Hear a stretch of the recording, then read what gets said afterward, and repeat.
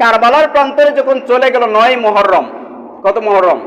9 মুহররম কারবালার প্রান্তরে যখন নিয়ে যাওয়া হলো, তখন তাকে গ্রেফতার করে তাদেরকে এরিয়ার মধ্যে আটকাইয়া দেওয়া হলো।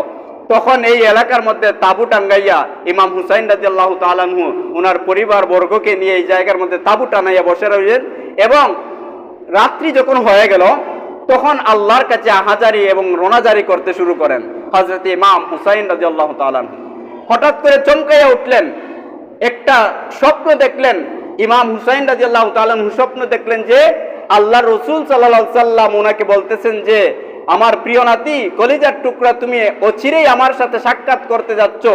ইমাম হুসাইন রাদিয়াল্লাহু তাআলা আনহু ঘুম থেকে জেগে জয়নব ডাক দিয়ে বলে যে, ভাইজান কি হয়েছে, এত চমকায় যে উঠলা?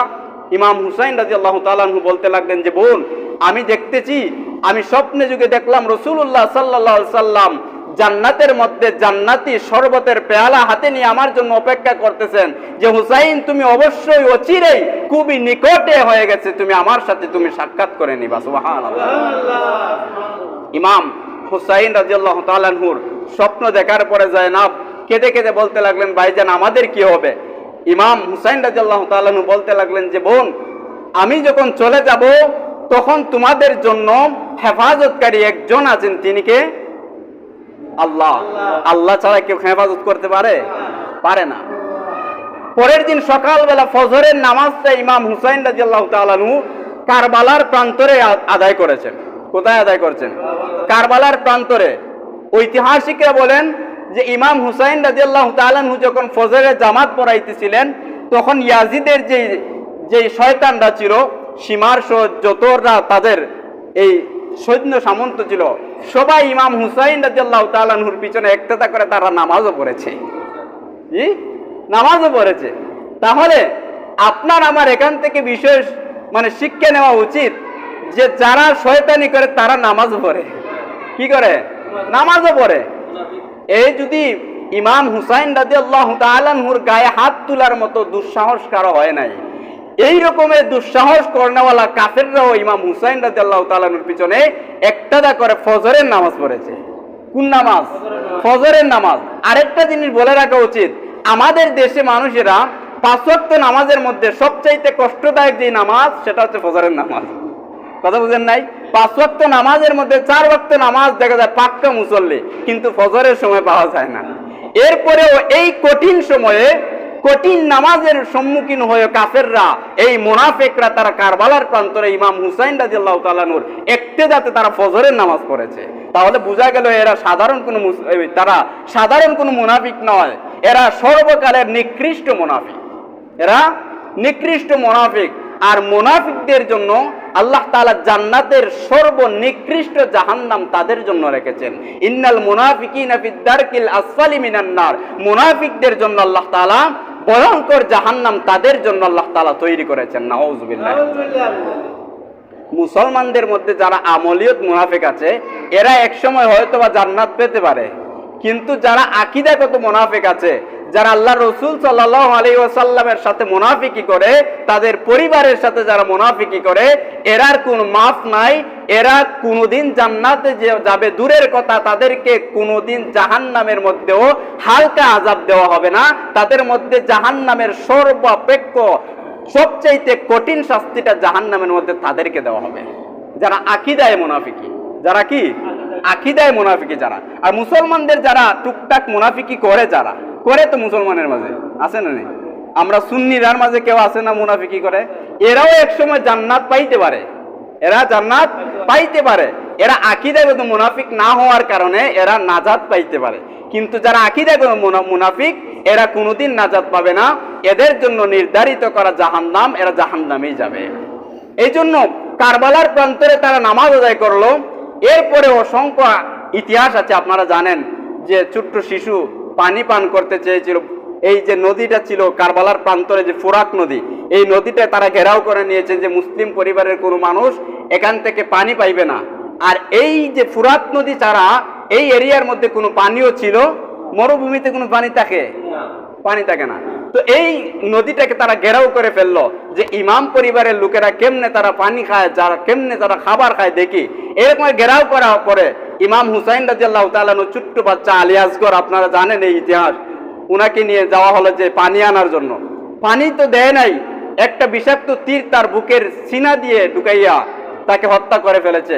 এরপরে তাকে নিয়ে যখন তিনি আসলেন, তখন তাবুকে আসলেন, ইমাম হুসাইন রাদিয়াল্লাহু তাআলা আনহুর একটা নবজাতক শিশু জন্ম নিয়েছিল কারবালার প্রান্তরে 10ই মুহররমে। এটা আপনারা হয়তো অনেকে জানেন না, জানেন এই বিষয়টা। জি, তার ছোট্ট একটা বাচ্চা মানে নবজাতক শিশু জন্ম নিয়েছে 10ই মুহররমে কারবালার প্রান্তরে। যখন ইমাম হুসাইন রাদিয়াল্লাহু তাআলা আনহু যুদ্ধে যখন ছিলেন, তখন তার সন্তান যখন জন্ম নিয়েছিল, সদ্য জন্ম নেওয়া আজকে যে শিশুটা জন্ম নেয়, এই শিশুটা কোনো গুনাহ করে? আপনার সাথে বিদ্বেষ করে? কোনো মুসলমান বা কাফেরের সাথে বিদ্বেষ করে না। তাহলে এই ছোট্ট নবজাতক শিশুটাকে পর্যন্ত তারা হত্যা করেছে। যেই সন্তানটা মাত্র জন্ম নিয়েছে তাকে পর্যন্ত অস্ত্রের আঘাতে দ্বিখণ্ডিত করে ফেলেছে। নাউজুবিল্লাহ। কত হৃদয় বিদারক কাহিনী ছিল কারবালার প্রান্তরে। এই কারবালার প্রান্তর থেকে আমরা কি শেখা উচিত ভাই? আমরা তো শিখি না, শুধুমাত্র কারবালার যুদ্ধের কথাটা আমরা শুনি, কান্না করি, কিন্তু তা থেকে তো আমরা কোনো শিক্ষা নেই। যদি আমরা তাদের কাছ থেকে যদি আমরা ভালো শিক্ষাটা নিতে পারতাম, তাহলে আমাদের সমাজটা পরিবর্তন হয়ে যেত।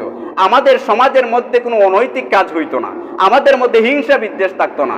আচ্ছা, মুসলমানদের মধ্যে যতটা হিংসা বিদ্বেষ, অন্য কোনো ধর্মের মধ্যে এতটা দ্বন্দ্ব ছিল। কারবালার প্রান্তরে যে যুদ্ধ হয়েছে, এই যুদ্ধের মধ্যে মুনাফিকরা সবাই তারা একত্রিত ছিল। তারা সবাই কি ছিল? এক ছিল। কিন্তু মুসলমানদের মধ্যে কি কুফাবাসীরা দাওয়াত করলো ইমাম হুসাইন রাদিয়াল্লাহু তাআলা আনহুকে। তারা পরিচয় দিল আমরা মুসলমান, তারা পরিচয় দিল ঈমান আনলো, তারা পরিচয় দিল ইমাম হুসাইন রাদিয়াল্লাহু তাআলা আনহুর হাতে বায়াত নিবে। এরা মুসলমান দাবি করার পরে কেমনে তাদের সাথে এই প্রতারণা করলো? মুসলিম বিন আকিল বলেন যে আমি সামনে অগ্রসর হলাম 4000 সৈন্য নিয়ে, পিছনে তাকাইয়া দেখি একজনও নাই। তাহলে এরা মুসলমানই পরিচয় দিয়ে এরা কেমনে প্রতারণা করলো? এরা প্রতারণা করার কারণ হলো মুসলমানদের মধ্যে একতাটা নাই। কি নাই? মুসলমানদের মধ্যে কি নাই? একতা নাই। নয়তো আজকে যদি ফিলিস্তিনের দিকে তাকাইয়ে দেখেন না, ছোট্ট বাচ্চাদেরকে দ্বিখণ্ডিত করা হচ্ছে না? এদের দিকে তাকাইলে তো কারবালার কিছুটা প্রমাণ পাওয়া যায়। এই যুগে যদি মুসলমানদেরকে এইভাবে নির্মম আঘাত করতে পারে, তৎকালীন যুগে তো ইসলামের প্রচারটা কম ছিল না। এখন বর্তমানে নেটওয়ার্কের যুগ, প্রতিটা মানুষের ঘরে ঘরে ইসলামের দাওয়াত পৌঁছানো হচ্ছে না। আমরা আগের যুগের মানুষেরা এতটা বেশি ইতিহাস জানতো। তখন মানুষের এই যে নেটওয়ার্কের যুগ কম থাকার কারণে মুসলমানরা ইতিহাস কম জানতো। কিন্তু এই যুগে মুসলমানরা ইতিহাস জানার পরেও মুসলমানদেরকে হত্যা করা হচ্ছে। মুসলমান জাগে না। কি করে না? মুসলমানরা জাগে না। আমরা যে আজকে প্রত্যেক জুমাবার থেকে নিয়ে কত জুমার দিকে আমরা কারবালার বয়ান শুনতেছি, আশুরার বয়ান শুনতেছি, বদরের যুদ্ধের কাহিনী শুনতেছি, ওহদ যুদ্ধের কাহিনী শুনতেছি, আমরা মুসলমানদের এত বিপর্যয় শোনার পরেও আমরা মুসলমানরা কি নামাজের দিকে অগ্রসর হচ্ছি? আমরা কি রাসূলুল্লাহর অপমানে কি আমরা রাস্তায় নামতে পারছি? আমরা পারি নাই। রাসূলের অপমানে আমরা ঘরে বসে বসে আমরা মুনাফিক ডাকি, কিন্তু একদিনও দেখা যায় নাই যে আমরা সাধারণ মানুষেরা নেমে রাসূলুল্লাহর অপমাননার বিচার চাই। আমরা চাই না। চাইছি কোনোদিন? চাই নাই। তাহলে আমরা এই কাহিনীগুলো থেকে আমরা কি শিখলাম? আমরা কিছুই শিখতে পারি নাই, শুধুমাত্র শুনলাম আর কান্না করলাম, এতটুকুই। রাসূলুল্লাহর অবমাননায় যদি আপনার আমার হৃদয়টা কেঁপে না ওঠে, তাহলে আমি মুসলমান দাবি করার চেয়ে না করা ভালো। আমাদের উচিত হলো যে কারবালার প্রান্তরে যখন রাসূলুল্লাহর সাহাবীরা যখন যুদ্ধের ময়দানে কারবালাতে, তখন অসংখ্য সাহাবীদেরকে হত্যা করা হয়, শহীদ করা হয়। ইমাম হুসাইন রাদিয়াল্লাহু তাআলা আনহু যখন কারবালার প্রান্তরে যুদ্ধে রত হয়ে গেলেন, অসংখ্য কাফেরদেরকে হত্যা করতে লাগলেন। এমন একটা সময় তাকে কোনো আঘাত প্রথমে করা হয় নাই। যদিও আমাদের দেশে বয়ান করে মানুষেরা যে ইমাম হুসাইন রাদিয়াল্লাহু তাআলা আনহু যুদ্ধে থাকা সত্ত্বেও ওনাকে তীর মারা হয়েছে, ওনাকে বিভিন্ন বিপর্যয় করা হয়েছে। এটা আসলে বিষয়টা এমনটা নয়। ভালো করে ইতিহাস শুনবেন। কাফেরদের ভিতরেও তাদের হৃদয়টা কেঁপে উঠে যে ইমাম হুসাইন রাদিয়াল্লাহু তাআলা আনহুর সিনা বরাবরে কোন কাফেররাও সাহস পায় নাই যে ইমাম হুসাইনের দিকে একটা তীর ছুঁড়ে ফেলবে। এমন দুঃসাহস কোন কাফেররাও করে নাই। প্রথমে করে নাই। ইমাম হুসাইন রাদিয়াল্লাহু তাআলা যুদ্ধে করতে করতে উনি ক্লান্ত হয়ে একটা জায়গায় বসে পড়লেন। বসে পড়ার পরে কাফেররা এবার চিন্তা করতে লাগলো যে কে ইমাম হুসাইন রাদিয়াল্লাহু তাআলাকে আঘাত করবে। এই সাহসটা পায় নাই কেউ। ইমাম হুসাইন রাদিয়াল্লাহু তাআলা তখনও কাফেরদেরকে উদ্দেশ্য করে বললেন, রে কাফেররা শোনো, আমার পরিচয়টা তোমরা ভালো করে শুনে রাখো। তোমরা ইয়াজিদের লোকরা, তোমরা ভালো করে আমার পরিচয় জানো। আমি রাসূলুল্লাহ সাল্লাল্লাহু আলাইহি সাল্লামের আপন মেয়ের নাতি। আমি হচ্ছি রাসূলুল্লাহর কলিজার টুকরা নাতি। আমি হলাম জান্নাতের যুবকদের সর্দার। আমি হচ্ছি মা ফাতেমার সন্তান। আমি হচ্ছি আলীর সন্তান।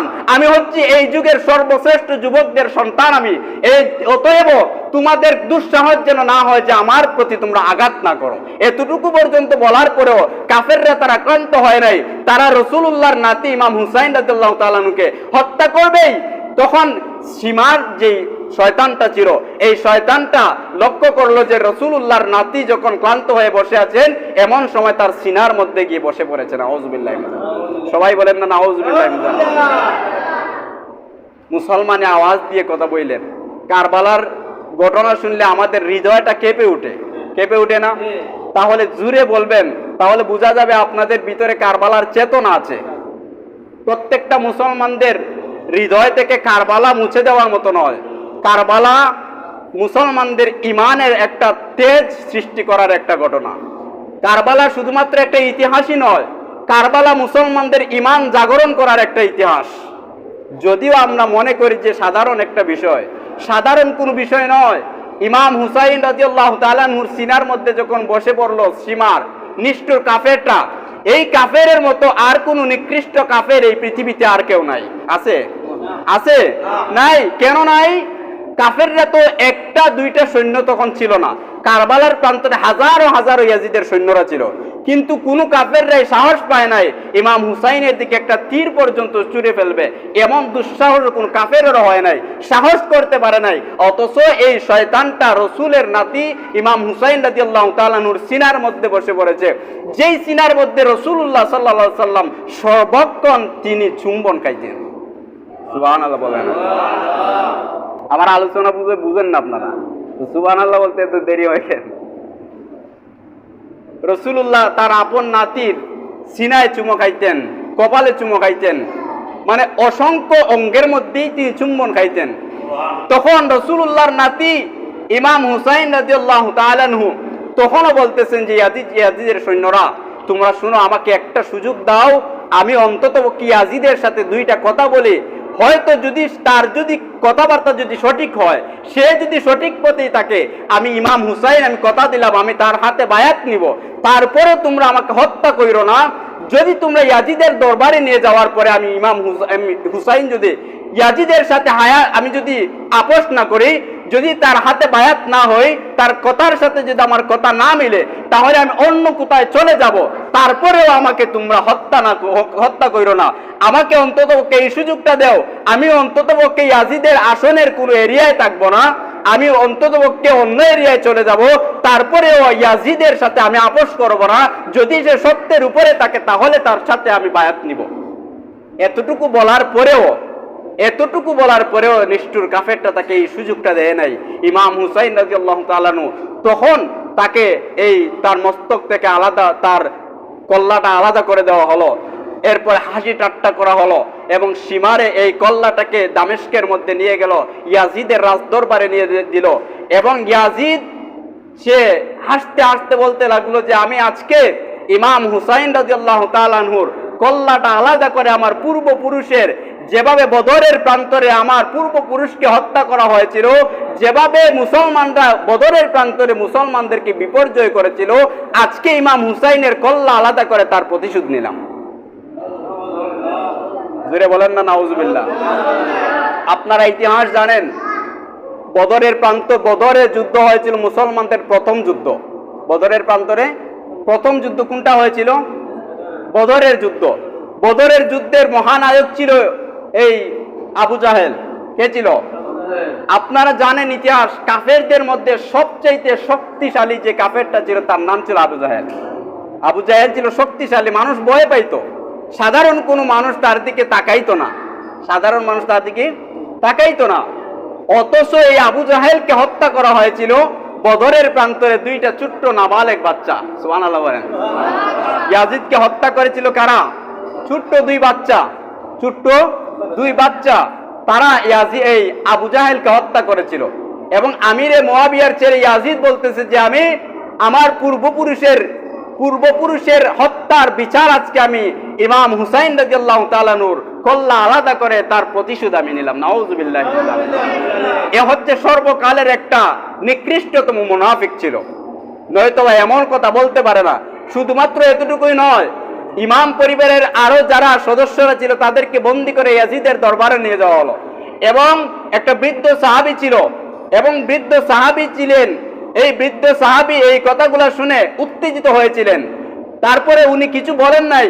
ইমাম হুসাইন রাদিয়াল্লাহু তাআলা নূর কল্লাটা যখন তার ইয়াজিদের হাতে নিয়ে সে যখন ঠাট্টা বিদ্রুপ করছিল এবং অস্ত্র দিয়ে তার দাঁত মোবারকের মধ্যে এভাবে ঠাট্টা বিদ্রুপ করছিল, নাউযুবিল্লাহি মিন যালিক, এই বৃদ্ধ সাহাবী ডাক দিয়ে বলেন, ইয়াজিদ, তোর কাছে কোনোদিন মুসলমানরা পরাজিত হবে না। তুই যতদিন পৃথিবীতে থাকবে ততদিন পর্যন্ত মুসলমানরা তোর বিরুদ্ধে নড়বে। এবং তুই এখন যে কাজটা করেছিস এই কাজটা মুঠেই তুই ঠিক করস নাই। আল্লাহ রাসূল সাল্লাল্লাহু আলাইহি সাল্লাম ইমাম হুসাইন রাদিয়াল্লাহু তাআলা নূর দাঁতের মধ্যে 3 চুম্বন খেয়েছিলেন, এই দাঁতের মধ্যে তুই কেমনে বিদ্রুপ করস? এই রকমের করে ইমাম হুসাইন রাদিয়াল্লাহু তাআলা নূর সৈনিকে বৃদ্ধ সাহাবী ইয়াজিদের দরবারে পর্যন্ত তিনি যুদ্ধ করতে শুরু করেছিলেন। ইমাম হুসাইন রাদিয়াল্লাহু তাআলা নূর সৈন্য এই বৃদ্ধ সাহাবীটা হাত দিয়ে নাড়তে পারে না, পা দিয়ে নড়তে পারে না। তারপরে যুদ্ধ করতে লাগলো রাজ দরবারে, ইয়াজিদের দরবারে। বলেন না সুবহানাল্লাহ।